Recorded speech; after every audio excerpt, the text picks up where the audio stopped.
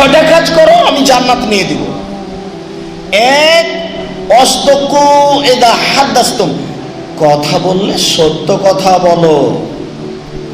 দুই, অফু এদা ওয়াদতুম, অদা করলে পূর্ণ করো। তিন, অদ্বয়ে যাও তুমেন্তুম, আমানত রাখা হলে প্রদান করো। চার, অফাজু ফরুজাকুম, জেনায় লিপ্ত হয়েও না। কিভাবে জান্নাত নেওয়া লাগে আমি দেখে নেব। পাঁচ, গুসু আবসারকুম, চক্ষু নিচু রাখিও। দিন রাতে এত বড় টিভির দিকে তাকিয়ে ল্যাংটা মেয়েকে দেখে চক্ষু ঠান্ডা করে, কলিজা ঠান্ডা করে জান্নাত কিনতে চায়। জান্নাত হচ্ছে রাজশাহী চাঁপাইনবাবগंज হাওয়াই লাড্ডু, दोनों हाथ में लड्डू है, जो चाहे उसको खा ले, जो चाहे उसको छोड़ दे। ভুল হিসাব। রং মাখানো পতিতালয়ের মেয়েকে টিভিতে এইভাবে দেখে চক্ষু ঠান্ডা করে জান্নাত কিনে যায় না। এই বোকা ছেলে, তোমাকে দিন রাত বলে আস, তোমার মোবাইলে ল্যাংটা মেয়ে নাচে, তোমাকে দেখতে ভালো লাগে, তোমার কলিজা ঠান্ডা হয়, তোমার চক্ষু ঠান্ডা হয়, তুমি তাহাজ্জুদ পড়ো, সাবধান থেকো। ভুল হিসাব। চক্ষু নিচু করো, জান্নাত আমি নিয়ে দিব, এই কথা রাসূল সাল্লাল্লাহু আলাইহি ওয়াসাল্লাম বলেন। আমি একজন অনুবাদক মাত্র। জারির ইবনে আব্দুল্লাহ রাদিয়াল্লাহু তাআলা আনহু বলেন, সাআলতু রাসূলুল্লাহ সাল্লাল্লাহু আলাইহি ওয়াসাল্লাম নাজারাতিল ফাজাতে, আল্লাহ রাসূলকে জিজ্ঞাসা করলাম, আল্লাহর নবী, হঠাৎ যদি কোনো মহিলার উপরে চোখ পড়ে যায় তাহলে কি করব? আমি তো দোকানেই থাকি, যারা কিনতে আসে সবাই মহিলা।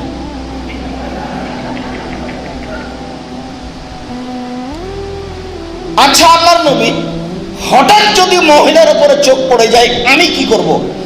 তিনি বলছেন, আমারানি আন আসরিফা বাসারি, আল্লাহ নবী আমাকে বললেন যে তুমি মুখটা ফিরিয়ে নিবা, চোখ ফিরিয়ে নিবা।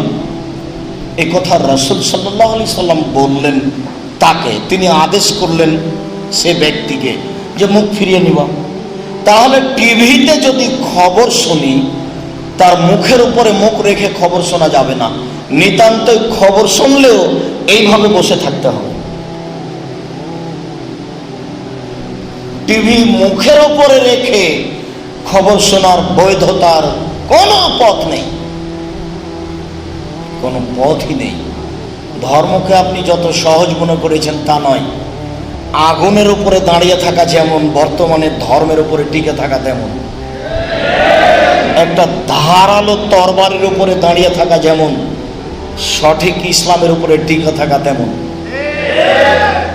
পাঁচ, চক্ষু নিচু করো, জান্নাত নিয়ে দিব। ছয়, কুফু আইদিয়াকুম, হাত সংবরণশীল করে রাখো, একটুতে গরম দেখায় না। এক কি হবে ওকে দেখে না, পিঠে আসো, আমি দেখছি বিষয়টি।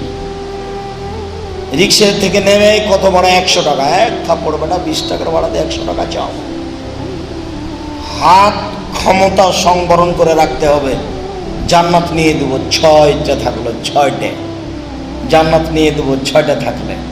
এ কথা রাসূল সাল্লাল্লাহু আলাইহি ওয়াসাল্লাম বললেন। আলোচনা সংক্ষিপ্ত করলাম, আজকের আলোচনার শেষ হাদিস। আবু হুরায়রা রাদিয়াল্লাহু তাআলা আনহু বলেন, রাসূল সাল্লাল্লাহু আলাইহি ওয়াসাল্লাম বলেছেন, সালাসুন মুহলিকাতুন ওয়া সালাসুন মুনজিয়াতুন, তিনটি আছে ধ্বংসাত্মক জিনিস। তিনটে কারণে মানুষ ধ্বংস হয়ে যায়, তিনটে কারণে মানুষ বেঁচে যায়, তিনটে কারণে মানুষ ধ্বংস হয়, তিনটে কারণে মানুষ বেঁচে যায়। এক, তাকওয়াল্লাহ ফি সিররি ওয়াল আলানিয়া, প্রকাশ্যে আল্লাহকে ভয় করতে হবে, গোপনে আল্লাহকে ভয় করতে হবে। গোপনে আল্লাহকে ভয় করা খুবই কঠিন। মসজিদে কান ধরে তোবা করেছি, এক পাশে দাঁড়িয়ে আস্তাগফিরুল্লাহ ওয়া আতুবু ইলাইহি, আর কোনোদিন মোবাইলে ল্যাংটা মেয়ে দেখবো না। ঘরে ঢুকেছি, কেউ নেই, ধীরে হাতটা মোবাইলে চলে গেল, এক্ষুনি কান ধরে তোবা করে আসলাম মসজিদে। এসে ঘরে দেখি কেউ নেই, ধীরে হাতটা মোবাইলে চলে গেল, টিপতে টিপতে ওখানে চলে আসলাম যেখানে নগ্ন মেয়ে আছে। এই যে হচ্ছে আল্লাহকে গোপনে ভয় করা হলো না, এটা খুব কঠিন। প্রকাশ্যে আল্লাহকে ভয় করা যায়, কিন্তু গোপনে আল্লাহকে ভয় করা খুবই কঠিন। শতবার তওবা করেছেন যে আমি মেয়েটার সাথে আর কথা বলবো না, ঘন্টা পার হয় না, ঘন্টা তওবা করার পরে 1 ঘন্টা পার হয় না। খুব কঠিন টিকে থাকা। আল্লাহ নবী বলছেন আমার জীবনে 2টি বড় ভয় আমার উম্মতের উপরে, আমার জীবনে 2টা বড় ভয় আমার উম্মতের উপরে। এক, শাহওয়াতুল খাফিয়া, গোপন পাপ। 2, আযিনা, জেনা। গোপন পাপের উৎস হচ্ছে জেনা। গোপন পাপ যে কত ধরনের আছে, কত মোবাইলে, কত গোসলখানায়, কত মাধ্যম, কত ব্যবস্থাপনা, কত পশু প্রাণী, কত গরু ছাগল, কত যে কি আছে। গোপন পাপের মাধ্যম অসংখ্য এখন রাস্তাঘাটে দুনিয়াতে। গোপনে যে আল্লাহকে ভয় করলো সে বেঁচে গেছে। দেখেন চেষ্টা করে, মানুষই পারে, পশু প্রাণী পারে না। পারে কে? মানুষই পারে। 2, কওলুল হাক্কে ফির রেজা ওয়াস সাখা। সুলি হলেও সত্য কথা বলবো, ফাঁসি হলেও সত্য কথা বলবো, সফলতা পেলেও সত্য কথা বলবো। সত্য কথা বলে যে সফলতা তার। 3, আলিকতিসাদু ফিল ফাকরি ওয়াল মাঈশা, গিনা ওয়াল ফাকর। ধনী হলেও মধ্যম পন্থায় খরচ করবেন, গরিব হলেও মধ্যম পন্থায় খরচ করবেন। হঠাৎ করে টাকা বেশি হয়েছে, বাজারের সবচেয়ে বড় মাছ কিনিয়েন না। যারা আগে থেকে ধনী তারাই বড় মাছ কিনবে। আব্দুর রাজ্জাক সাহেব, থামেন থামেন থামেন, আপনার একটা কথার সাথে একটু অমিল হয়ে গেল। আপনি বলেছেন যে গরিব মানুষ যদি পুঁঠির মাছ, রুই মাছ কিনে, তাহলে আল্লাহ তার সাথে কথা বলবেন না। আর আপনি বলেছেন সবচেয়ে বড় মাছ যদি ধনী মানুষ না কিনে, তাহলে ও জান্নাতে যাবে না। ও কৃপণ, ও কিনলো না কেন? তা আপনি যে এখন বলছেন যে বাজারের সবচেয়ে বড় মাছ কিনবেন না। আরে হঠাৎ করে আপনি ধনী হয়েছেন এই জন্য বলছি। যারা আগে থেকে টাকা পয়সা রাখে তারাই বড় মাছ কিনবে, নইলে তো জান্নাতে যেতে পারবেন না। ও কৃপণ। টাকা থাকার পরেও যদি বাজারের সবচেয়ে দামি কাপড় না কিনে, তাহলে ও কৃপণ, তখনও জান্নাতে যাবে না। তো মধ্যম পন্থায় খরচ করবেন, খুব সাবধান। স্ত্রীর সাথে পরামর্শ করে বাজার করবেন, হাট বাজার, সফলতা হবে। এই 3টা হলো বাঁচার পথ। 3টা ধ্বংসের পথ। 1, সহনতা, প্রবৃত্তিকে মেনে নেওয়া। মন যা চাই সেটা করা, তার নাম প্রবৃত্তিকে মেনে নেওয়া। মন যা চাই সেটা করা, তার নাম প্রবৃত্তিকে মেনে নেওয়া। মন যা চাই সেটা করা, তার নাম প্রবৃত্তিকে মেনে নেওয়া। মনটা চাচ্ছে দাড়ি চেঁচে রাখি, তাই তো চেঁচেছেন, এটা প্রবৃত্তিকে মেনে নেওয়া। মন চাচ্ছে প্যান্টটা টাকনোর নিচে রাখি, উপরে রাখলে কেন জানি কেমন কেমন লাগে, ঠ্যাঙ্গা ঠ্যাঙ্গা লাগে, এর নাম মন চাওয়া। মন চাইলে ওইটা করলে জাহান্নাম হবে, এটা ধ্বংসের পথ। 2, উন্মত্তা, সহন্মতা, কৃপণতাকে মেনে নিলে, কৃপণ হলে জাহান্নাম হবে। সাবধান। জানি না জামিয়া সালাফিয়ার কথা শুনেছেন, তারপরে মনে হয় জাননি দেখতে। আপনি নিজেকে কৃপণ মনে করছেন নাকি? আমি ওখানে প্রতি সপ্তাহে যাই, এত ব্যস্ত মানুষ, আপনি একটু পয়সা খরচ করে দেখতে যান না।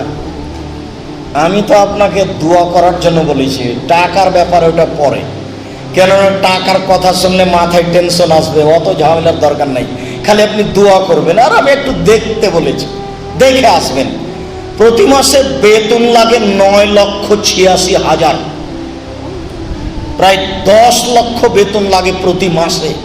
তা আপনাকে যদি বলি তাহলে তো মনটা কষ্ট পাবে, এত টাকা।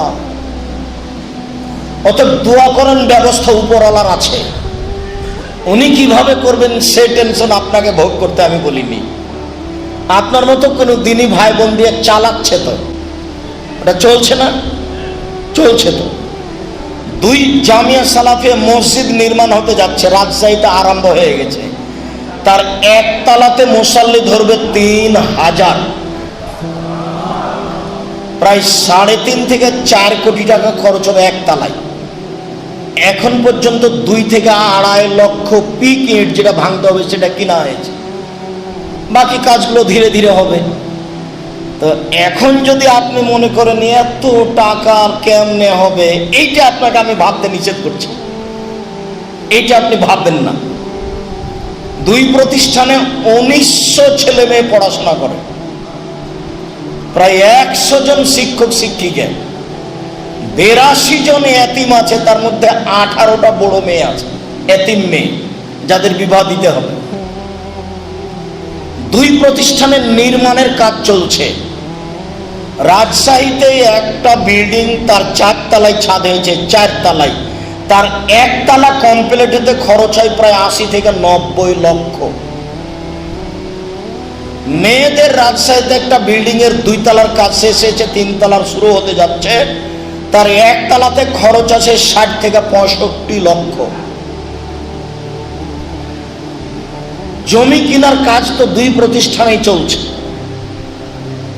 আমি আপনাকে কৃপণ হতে নিষেধ করেছি, বলেছি যে আপনি দোয়া করবেন, আল্লাহ আব্দুর রাজাক সাহেব যে প্রতিষ্ঠান করছেন এটা তুমি কবুল করো।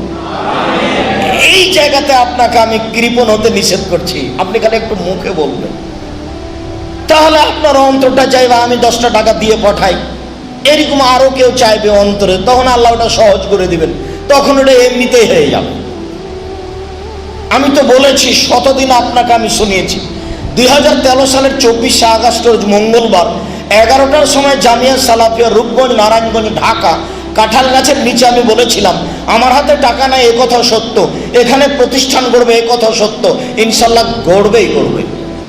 কিভাবে গড়বে আমি তা জানি না, তবে নিশ্চিত গড়বে, অবধারিত গড়বে, গড়বে গড়বে ইনশাআল্লাহ। কারণ আমার নিয়তের কোনো ত্রুটি নাই, এটাই আমার সাহস।